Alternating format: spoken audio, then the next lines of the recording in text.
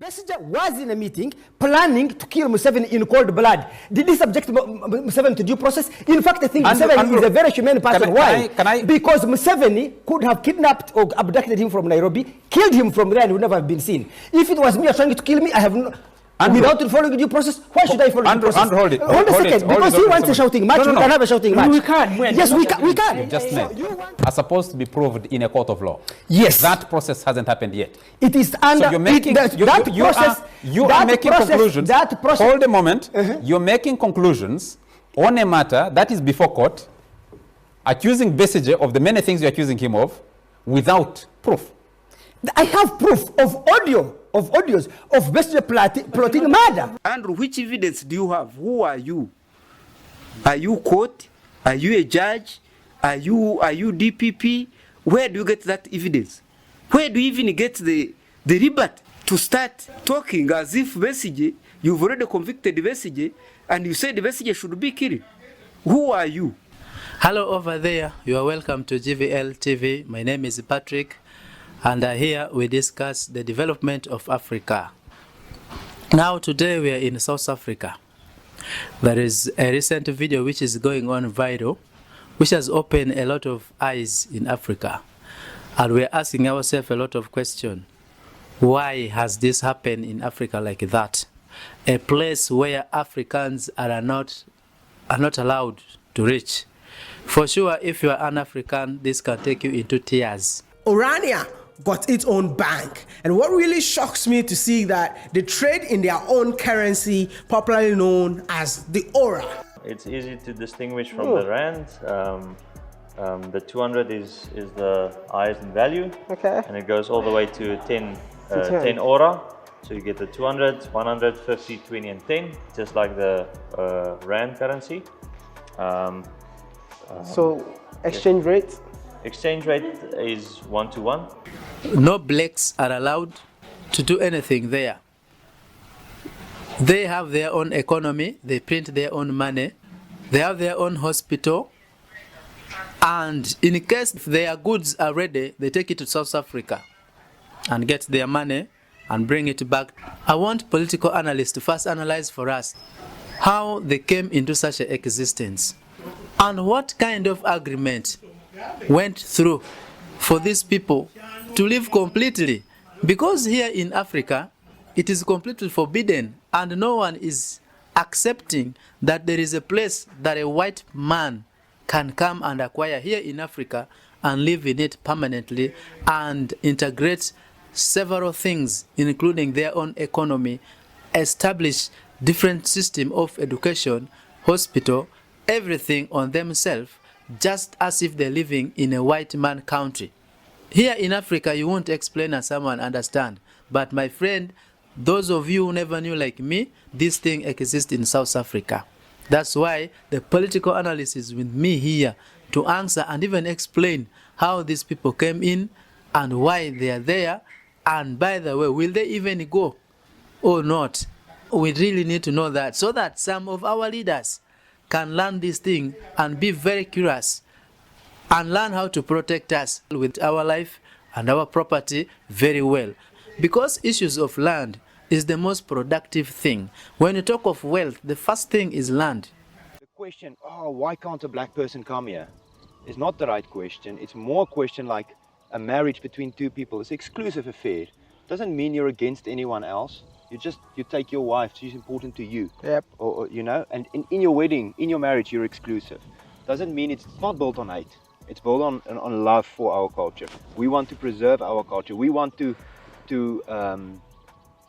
preserve our traditions, our faith, our language. These are the things that we want to preserve. But someone might ask, if you want to preserve your culture, you're preserving your culture on a land that belongs to South Africans.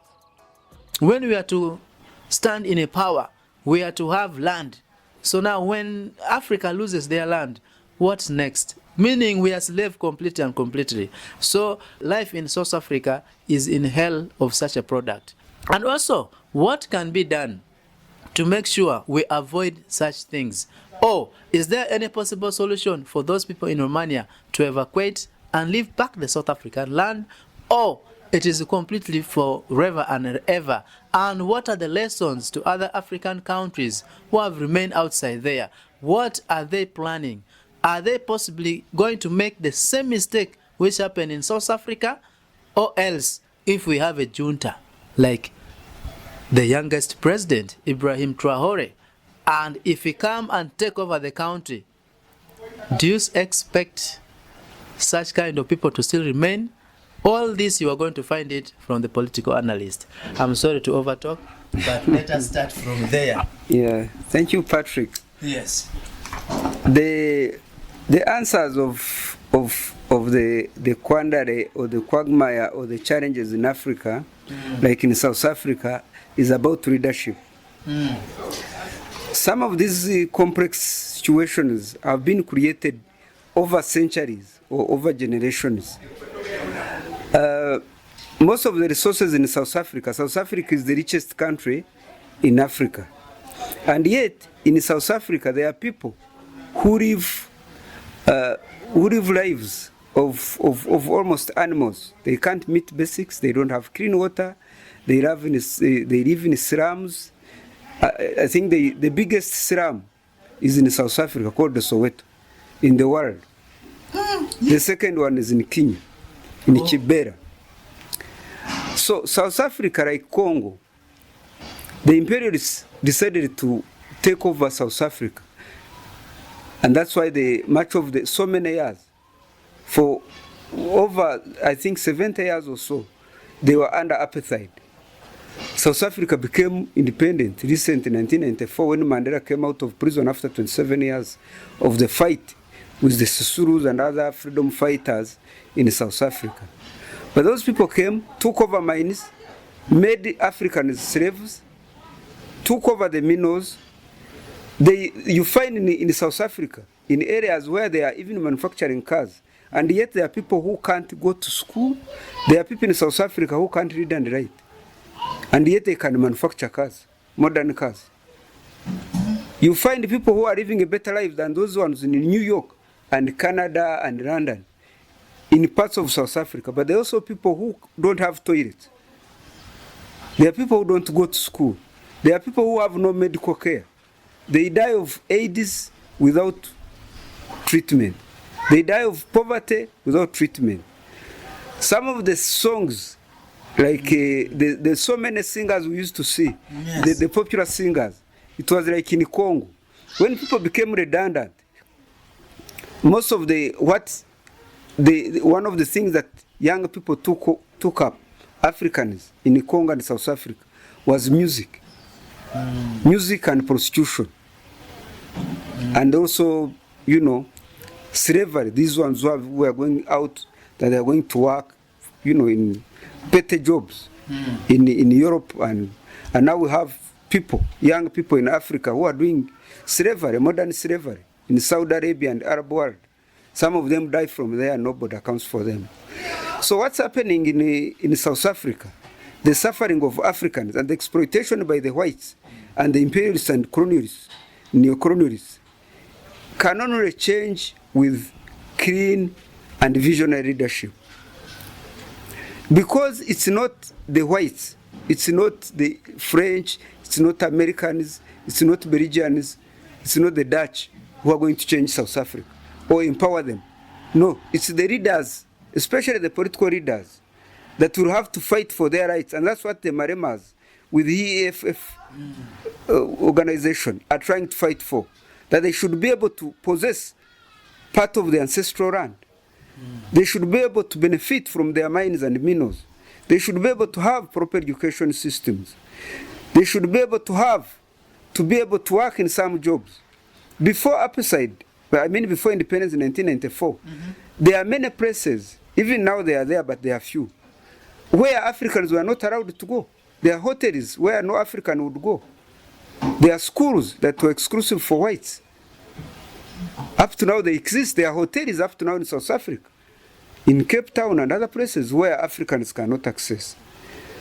So it's a sad story that in the 21st century, on African soil, you can have a place where Africans cannot benefit from their resources, from the ancestral land, from our fresh waters, from our minerals, from our ideal climate, from our beaches, from our coastline. It's happening in Congo. There is a place in Congo, almost the size of Rwanda, called China. Everything is China. The flags are China. What is done is China. Any African or any other person who enters there as a worker, a petty worker, a casual worker. It's China in Congo.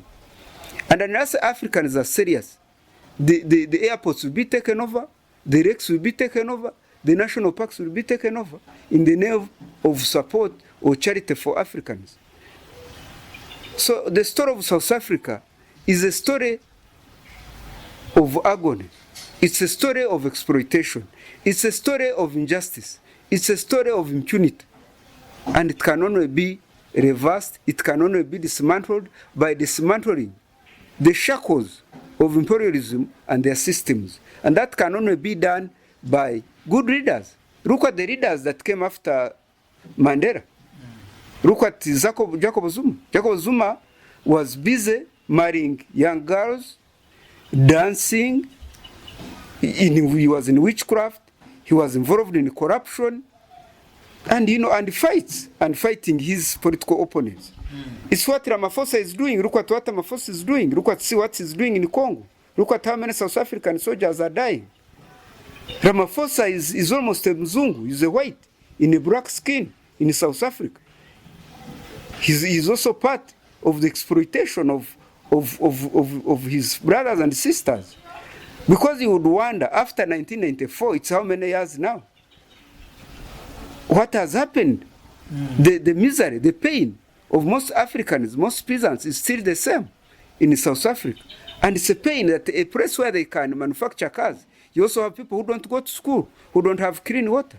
The answer or the solutions for what's happening in South Africa, that's what's happening in Congo. The exploitation by the whites. There's a time Congo was owned by the king of Belgium, Leopold, for a century. The answer or the solutions for what's happening in South Africa, that's what's happening in Congo. The exploitation by the whites. There's a time Congo was owned by the king of Belgium, Leopold, for a century. And they killed people, killed young people, people in slavery, they killed the first prime minister, Patrice Lumumba, was a Pan-Africanist. Congo would now be a success story. It would be a developed country. But because of colonialism, because of the disorganization of Africans, so the consciousness of Africans, the level of awareness, the level of education must be upgraded in order to fight the threat of the domination by other races, especially the whites and the Europeans. Because what's happening in South Africa is happening in Congo. The minerals of Congo have benefited France and America and Belgium more than Congolese or more than Africans. The riches of South Africa, the waters of South Africa, the minerals of South Africa, the fertile soils, the tourism has benefited whites more than Africans or more than South Africans. I want you to clearly indicate to us how these people of Orania, how the whites invaded South Africa, and what were those agreements that has left them to live there up to now. Another debate. The land here we bought, we paid for it. From who? Well, at that stage we bought it from the previous owner, which was the government. Right? But I don't think an African can leave Africa, go to Europe and say that we just bought this land and no one is allowed to come in. Before the colonial time, African countries were under kingdoms. They were the nations, before independence, before the scramble for Africa, before the partition of Africa, of Berlin of 1884 and 1886, Africa was under kingdoms. It was under kingships and chiefs. And so South Africa was not different. So when these whites came, they came pretending. Some came as missionaries. Others came as traders. Others came as liberators, that they wanted to liberate Africa and, you know, bring education, bring different religion, and develop Africans. So they went into agreements in mines, on land, and took over mines and land on the pretext that Africans would benefit. And instead, Africans were extinguished. Most of them were decimated. Many died. Many became slaves in the mines. They did not benefit. They were pushed at the fringes of their land. They were depossessed. And then they ignited wars amongst chiefs until the chiefs became so weak and the whites took over. And they dominated Africa for almost a century. In Uganda here, they dominated us from 1894. After the Buganda Agreement of 1900 until 1962. Those were over 7 decades. And they took our coffee, they took our copper, they renamed our lakes, that they had discovered lakes here, Lake Albert, Lake Victoria, the Mount Elgon, and the other mountains, as if our ancestors did not know how to name them.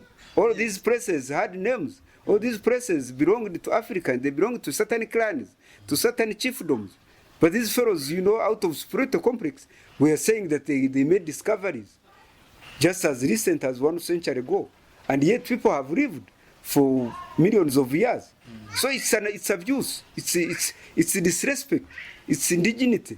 So for Africans to recover from this quagmire, from this exploitation, we shall need leaders, clean leaders, visionary leaders, strong systems in order to fight off the imperialist and the colonialist agenda of dominating Africa and exploiting.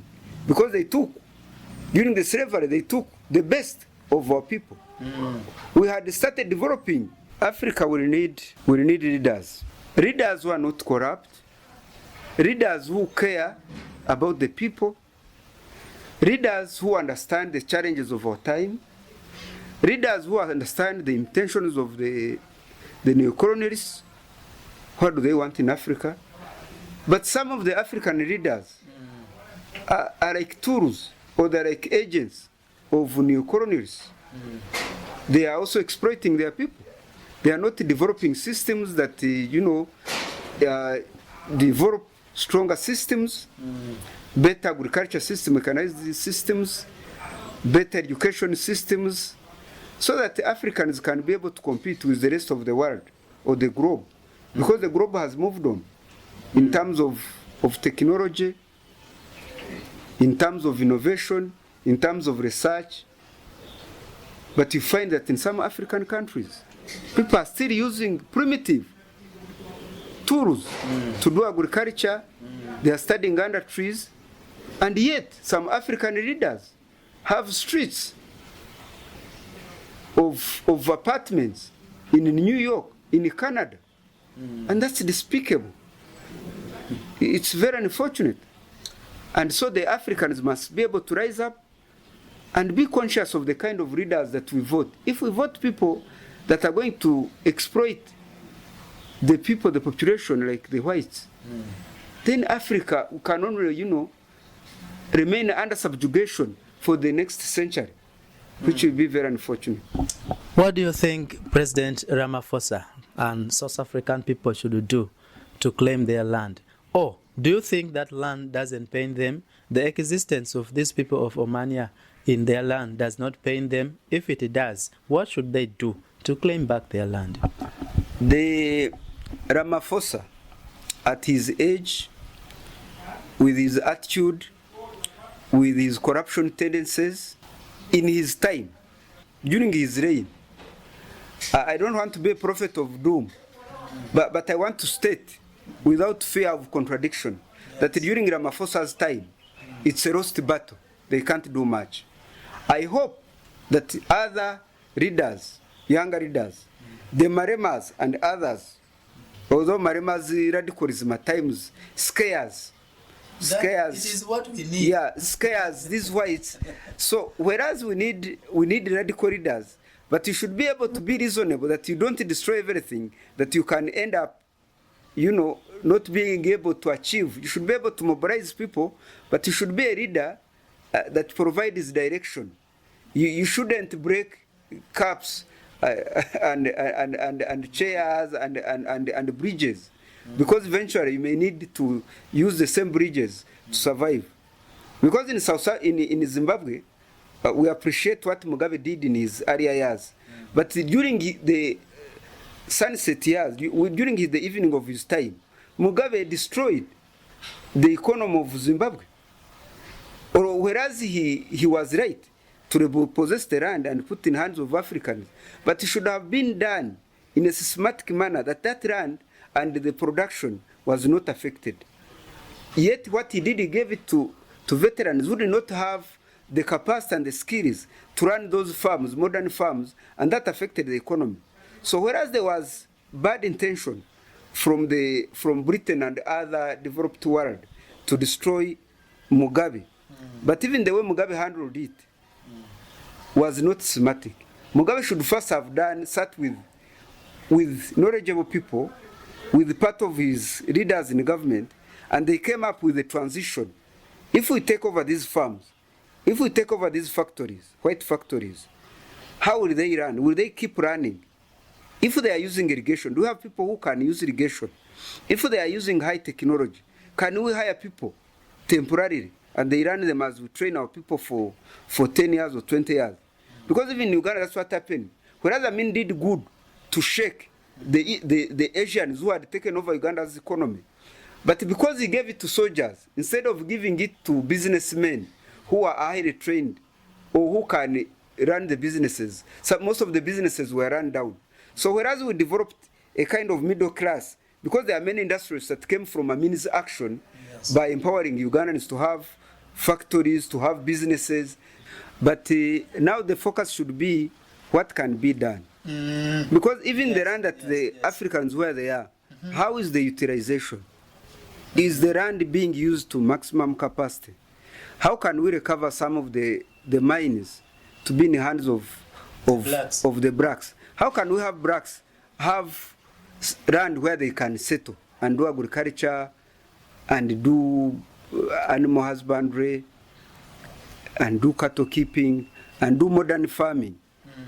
Because even if you grabbed some of these things, like what happened in South Africa, I mean in Zimbabwe, the economy can easily collapse if you don't do it systematically. So it should be by now, if they had serious leaders, which Ramaphosa, I am sure Ramaphosa, like Zuma, can't do much. But now the technocrats and patriots in South Africa, like Marema and others who are like him, who have the same minds, like what Winnie Mandela fought for, although eventually to extremists like Robert Mugabe, they thought he had sold off to the whites and did what they wanted. It's now the Africans. What kind of leaders is South Africa raising? Because those are the ones that now should be able to come up with the laws and rules and to negotiate with these whites, and also make sure that the economy doesn't collapse or that they don't cause war that can easily destroy everything. They can still be able to maintain some order and economic progress, and yet be able to regain land for Africans, to improve on the education system, on their technology, and also to tax heavily some of these industrialists and investors. Because now they can make them, these people can be, if the laws were strong, you can be able to tax these people, and those taxes will be used now to build factories, to build infrastructure, to build schools that will uplift the lives of Africans. Yes, so are those investments benefiting Africans as of now? No. What can be done? Those agreements, those unfair agreements must be revisited. They must be refined. They must be reformed. Where they are not, where they are unfair, they should be dismantled, and they start afresh, and they go on back on the drawing board and write new agreements that will benefit Africans and South Africa. Because South Africa is not land for whites. It's not an European country. it should be able to benefit Africans. They have been exploited long enough for centuries. Enough is enough. It should be rejected. In South Africa, in Congo, and anywhere else where the whites have intentions to exploit Africa. Thank you so much. So away from there, if in case coup d'etat happens to be in South Africa, don't you think the constitutions and everything of South Africa and also regaining back their land can happen or not? I have reservations about coups, because in the 60s we had coups and they did not help Africa. In West Africa of recent, we've had coups and wars which were very destructive. Other than Traore, whom we pray for, because they are already convinced that he should be able to hold elections, that he cannot hold power since 2022. Although he's a popular leader, although he's well-intentioned, although he's visionary, they are saying he should go back on what they call the democratic path and have elections, because they are saying they are arresting dissidents, they are using a lot of brutal force. So I don't support coups. Me, I support that Africans should go back on the drawing board.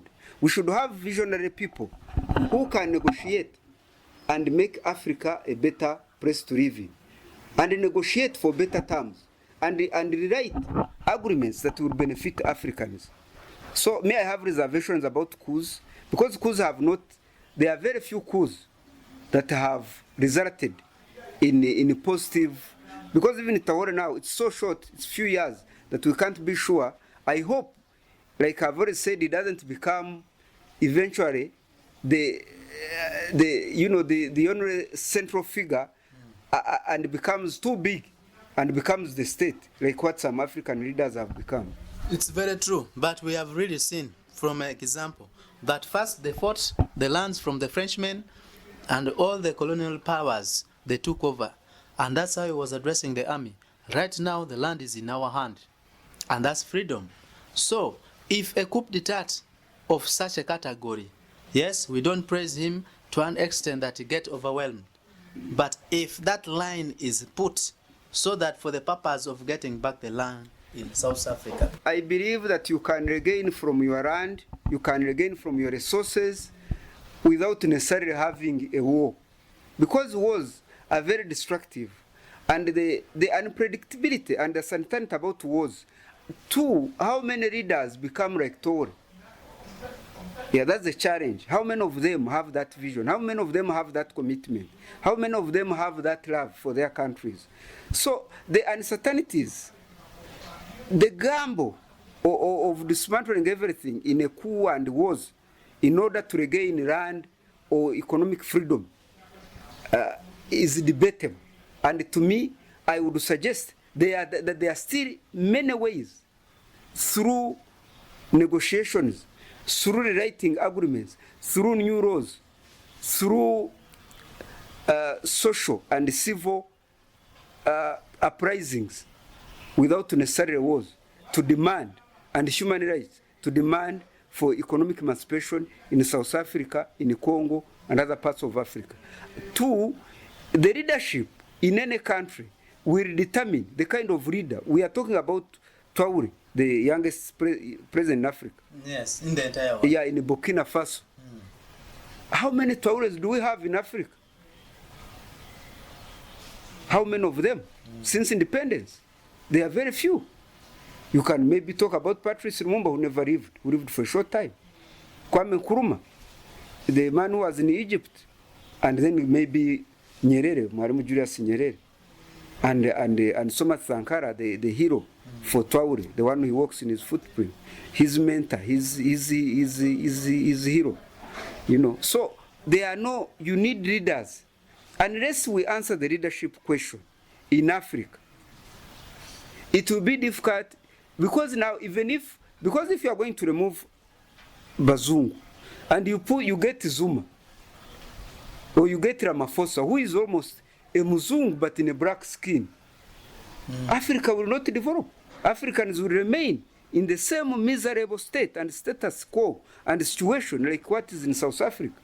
Because now for almost now how many decades, South Africa, the economy is still in the hands of exploiters. And they are empowered by the leaders that we've had. Because whereas Mandela was of advanced age and maybe just ruled for one term and thought, you know, at least things will change, and he handed over. But now these ones are just, you know, they are corrupt, they are unfocused, they lack vision, they lack commitment, they lack dignity, they lack love for their country and for their people, they lack patriotism. So Africa needs leaders who are patriotic, who are determined, who are committed, who love Africa, and you know, who share, because we have strengths as Africa. But look at the African Union, it's so weak. You know, it must change. It must go back on the drawing board and rewrite the rules, the laws, and the vision of where we are going. Otherwise, it's just a debating club. It's a sitting club. It's a meeting club for speeches without changing the plight of Africans, the plight in Congo, the plight in South Africa. So the answer is in leadership. Patrick, the answer is not, I don't believe in coups. I believe that there are other ways of changing the agreements and rewriting those agreements and having reforms and transformation in Africa, and to depend on leaders, good leaders, clean leadership, and fighting corruption. Because corruption is one of the cancers that are destroying Africa more than even the white domination or even slavery, which we suffered for many years. Yes, M23 being backed by Kagame, and their powers are invisible. They are operating in the invisible hand. The MONUSCO and all other remaining forces can't understand the operation of M23, the March 23rd movements. Are M23 likely to reach Kinshasa, or they may fail? The speed at which M23 is moving, unless there is interference of regional forces, especially SADC, Kinshasa is rated for, and the M23 will take over the country. The challenge is the behavior of radical stand of Kagame, the president of Rwanda, President Kagame, and President Tshisekedi, who are making war volatile by not agreeing to peace talks. Because now the M23, like I've already said, they are Congolese refugees from Uganda and Rwanda who should go back to their home, to Congo, because they are Congolese. And Tshisekedi and his advisors must recognize that. But the intentions of President Kagame and President Museveni and others who are interfering in Congo because of other intentions of Minos, that's a different debate, and it's a different matter, and should be handled differently. And Tshisekedi knows. Tshisekedi knows that there are many countries, including Uganda, South Africa, and even whites, who are in Congo, not out of love, not out of cooperation, but because they are interested in the riches and the minerals of Congo. So Tshisekedi needs some level of understanding and knowledge and wisdom to differentiate between M23 genuine cause of refugees in Uganda and Rwanda who are Congolese who should go back to their home, and the intentions of Kagame, who might be interested in minerals or expansion or conquest. But there is now fear, there is some new narrative that is coming up, that Museveni seems to be developing a new alliance with Tshisekedi to undermine Kagame in Congo because of the glorious victories that seem to be putting Kagame at the center stage in the world. And they are saying that there might be misunderstandings between President Museveni and his army and the President of Rwanda, President Kagame, and his army, which would in many ways diminish the energy and the war progress in Congo, and the gains of M23 would be in a way hindered or even shattered to the extent that the war might become bloody if SADC Angola, because there was a meeting of chiefs, military chiefs of the region of East Africa and SADC. And I'm told they did not have resolutions or agreements 100%. Angola and some African countries like Kenya and Uganda, I think, and Tanzania did not agree. So if they make it, if the war becomes a war between SADC and the East African forces of few countries, then we are likely to see diminishing returns in the war in Congo, and M23 might be pushed out of the territories that they had captured, but seems they are determined now to remain in North Kivu. And the challenge about that is that if Tshisekedi doesn't solve the problems of Congolese in Uganda and Rwanda, even if they are pushed out of Congo now, in a few years, the war will start again. So it will not have solved the Congo's problem. The best way is for Tshisekedi to allow all Congolese refugees to go back to their country and then develop an army that will protect the territory, the territorial integrity of Congo, and be able to push away the ambitious Kagame or Museveni who are in Congo for exploitation of minerals, but they are hiding behind saying they are fighting. They are looking for FDLR, the Interahamwe, who are against Rwanda, and ADF, who are against Uganda. For how many years? Because they have been doing that for 3 decades. So for how long will Uganda and Rwanda keep entering Congo that they are looking for their enemies?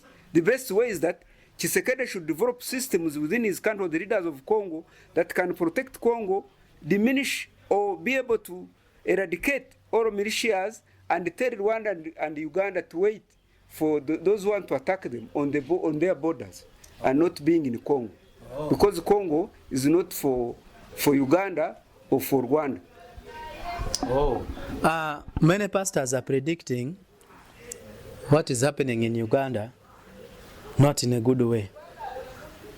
They are predicting the kings, talking about Besigye, how he is under a certain umbrella. What do you see in Uganda right now? What are the possible things that must be done or should not be done for a safe country of us, Uganda? Yes, Uganda is a country of 49 million Ugandans. Besigye is a senior citizen. Besigye is a political leader. Besigye is a hero. Besigye is a freedom fighter. So Besigye, the voices of the masses in Uganda, parts of the world, in Kenya, pastors, intercessors, the voice is that Besigye should be released. After all, he's indisposed, he's very sick, he's ill, he's not feeling well. If Besigye died in prison, the consequences would be very dangerous for the country. There are already divisions within the country and corruption and other injustices against opposition. That must stop. The contestation for power should not be life and death. There should be, it's 60 years after independence, 62 years. Uganda should be having systems and institutions that should be able to hold elections through democratic, fair, and free systems. And since we are under parliamentary system, every party, every opposition party that is credible with their candidates, including Besigye, should have the liberty, should have the latitude to move around the country, sell their manifesto, and be able, let the population choose. But suppression, injustice, manipulation of institutions, including judiciary or army, is a disaster, or is a harbinger to the future of this country. And that must stop. Besigye should be given the liberties and the freedoms. We respect the president, we respect the son, we respect those other powerful leaders, but this country does not depend to the president and the CDF. It does not depend to the army alone. It depends 49 million Ugandans. The army is part and parcel of our society. They are our children, they are our brothers. We want peace, we want justice, we want development, and that should apply to everybody. Besigye is a product of struggles that destroyed and caused losses to this country in the fight for freedom. It is unfortunate that after 40 years, we are back on the drawing board, in moving in the negative. That now what Besigye fought for 40 years is again a victim of injustice. If Besigye has a case, let him have treatment, let him be healed, let the judiciary be given the liberty, not to be manipulated. If Besigye has cases, we will answer. But let Besigye be released. It's what the majority of Ugandans are saying. I've had a fortune hunter, a veteran journalist, shouting himself hoarse, from UPC background, Andrew Mwenda, talking about he has evidence. Besigye was in a meeting planning to kill Museveni in cold blood. Did he subject Museveni to due process? In fact, I think Museveni is a very humane person. Why? Because Museveni could have kidnapped or abducted him from Nairobi, killed him from there, and would never have been seen. If it was me trying to kill me, I have no... Without following due process, why should I follow due process? Hold it. Hold a second, because he wants a shouting match. We can have a shouting match. We can. Yes, we can. So you want your man to kill Museveni, and Museveni should sit as a You have been abusing authority, Mwenda. You are in a chopper. You are in military uniform.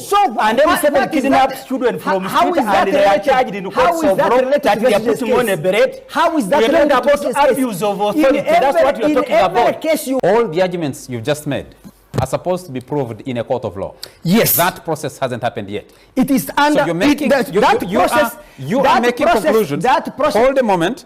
You're making conclusions on a matter that is before court, accusing Besigye of the many things you're accusing him of, without proof.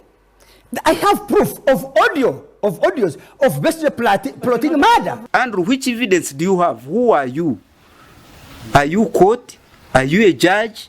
Are you DPP? Where do you get that evidence?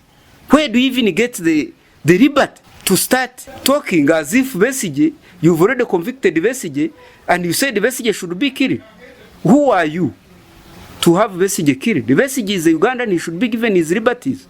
We want peace in this country. Some of us are surrounded by graves.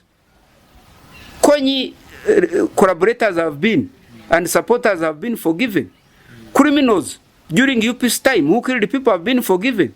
Criminals during Amin's time have been forgiven. Why do you want to take us back, Uganda, back to dark days? We want peace. We want a peaceful country. We want a transformed Uganda. Fight corruption. Provide clean leadership. Let's have small institutions that are effective. That's what we want. This country needs development and peace and unity. And that's the future that we demand for. And that's the future we hope for God and my country. Amen. Thank you so much. You've been watching TVL TV. I'm Patrick here in Uganda, East Africa. So if you have your comment, drop it down there. And we meet again next time with another interesting content. May God bless everyone in Jesus' mighty name.